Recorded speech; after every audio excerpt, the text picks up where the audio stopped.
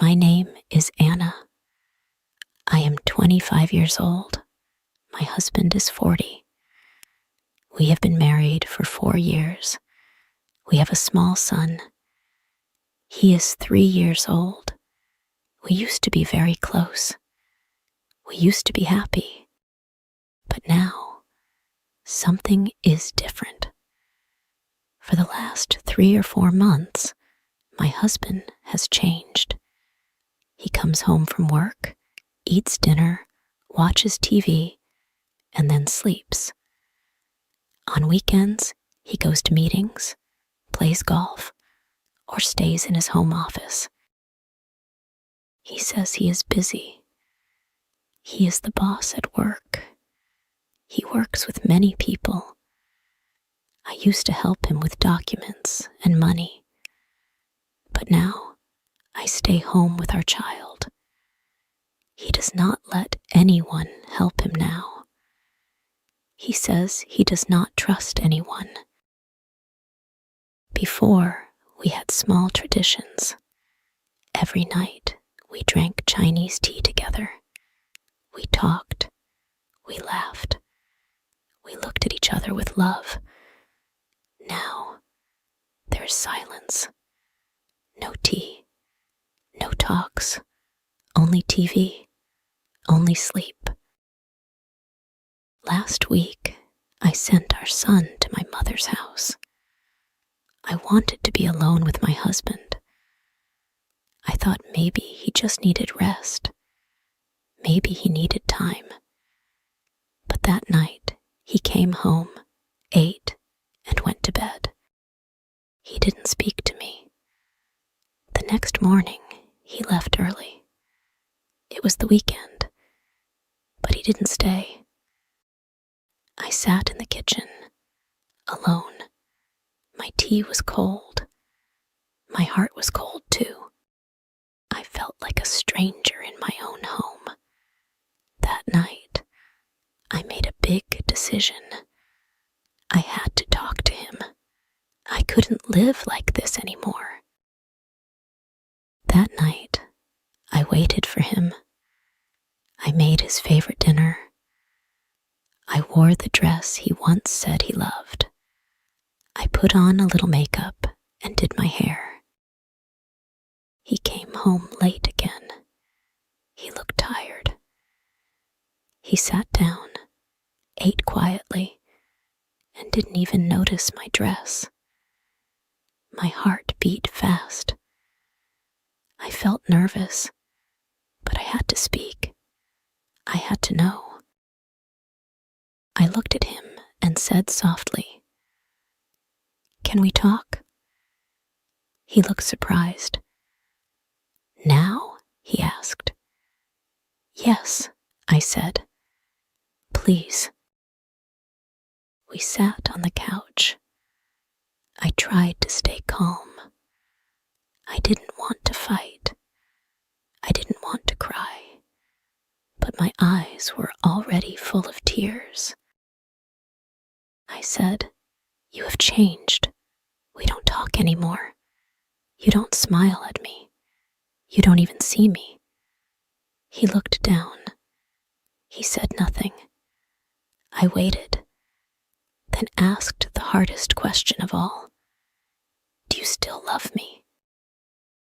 He looked at me. His eyes looked tired. Then he said, "Of course I do. I'm just tired. Work is hard.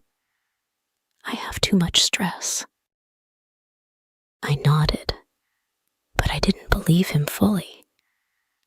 So I asked the question I never wanted to ask. "Is there someone else?" He looked shocked. "No, never," he said quickly. "I'm just busy. I don't have time for anything. My head is full. But I love you. I need you to be patient." I looked at his face. He seemed honest. He touched my hand. "Please wait a little longer. I'll try to change." So I said, "Okay, I will wait." But deep in my heart, I still felt alone. The days passed, then weeks, but nothing changed. He still came home late. He still ate in silence. He still looked tired and distant. Anna tried to smile. She tried to be patient. She reminded herself, he said he loves me. He said he'll try. She cleaned the house. She played with their child. She even planned a weekend away, just the two of them. But when she asked him, he said, "Not now. I have meetings. Maybe next month." That night, Anna sat in the dark. The house was quiet. Only the sound of the clock ticked through the living room. She whispered to herself, "Why does love feel so lonely?" She looked through old photos, pictures from their wedding, pictures from their first trip, photos of smiles, hugs, and laughter. Where did all that go? One evening, Anna sent their child to her mother's again. She waited for her husband, hoping they could talk. But when he arrived, he went straight to his office.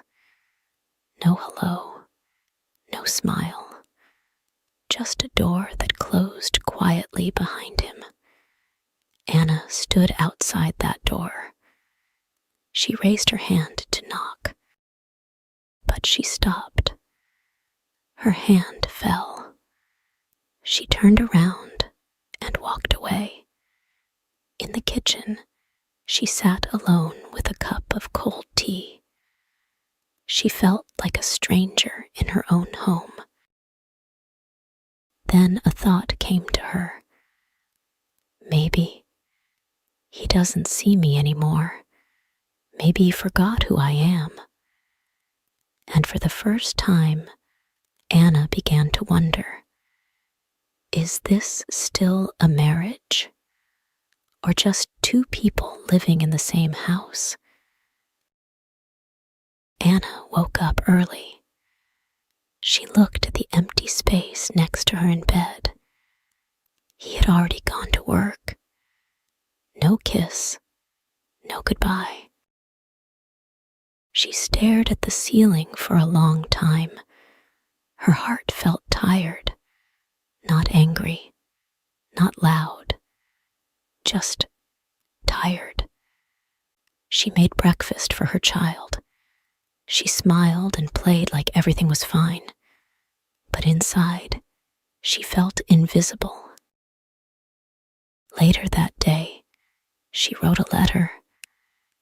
Not a long one, just a few lines. I still love you. I still hope for us. But I can't be the only one trying. I miss your heart more than your presence. That evening, she tried again. She waited by the door. When he came in, she smiled. "Do you want to go for a walk?" she asked softly. He looked at her, tired and cold.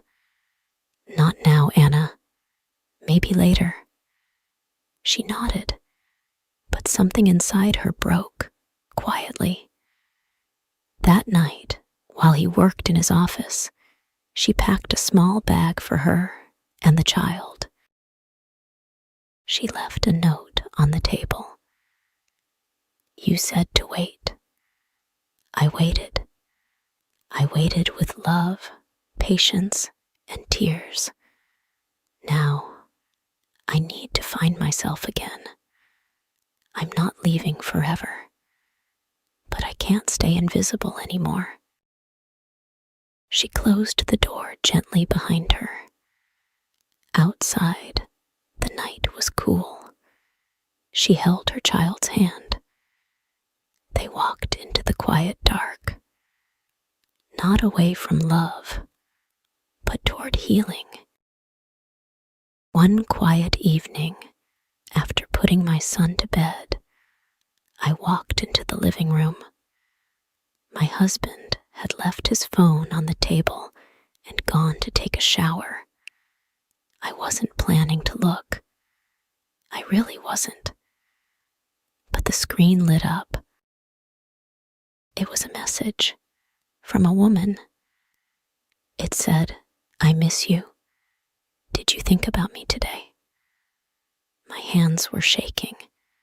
My heart stopped. I didn't open the message. I didn't need to. Tears filled my eyes. Was this the reason he changed? He came back into the room, smiling as if nothing had happened. I looked at him, really looked. How could someone I loved so much make me feel so small? I wanted to scream.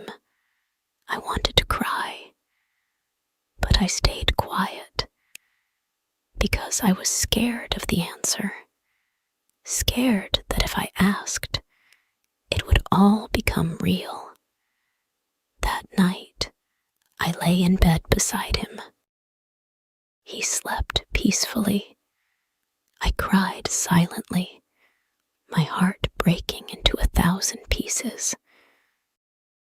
I had given him everything: my love, my time, my youth, my life. And now, he was giving his attention to someone else. The next morning, I didn't cry. I didn't shout. I just sat at the kitchen table, holding a cup of cold tea. He walked in, looked at me, and said, "Good morning." I didn't answer. He didn't notice. He left for work. All day, my heart felt heavy. I watched my son play. I smiled for him, but inside, I was broken. That evening, I sat alone again, and I made a choice. Not because I wanted to destroy my family, but because I needed to save myself. I waited until he came home. I asked him to sit down. My voice was calm, but firm. "I saw a message," I said. He looked at me, silent. I continued. "I gave you 4 years of my life. I trusted you. I still want to believe you, but I can't live like this." He didn't try to deny it. He only said, "I'm sorry. I didn't mean to hurt you." And that's when I knew. It was real. The distance, the silence, the pain. I stood up. "I need time," I said, "to think, to breathe, to feel like myself again." That night, I packed a small bag and took my son to my mother's house. It hurt more than anything, but sometimes love isn't enough. Sometimes choosing yourself is the bravest thing you can do. Thank you for watching this story. If you enjoyed it and want to listen to more emotional and simple stories, please don't forget to subscribe to my channel, English Stories with Alicia.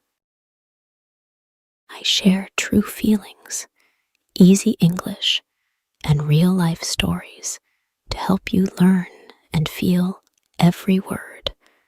I'll be waiting for you in the next story.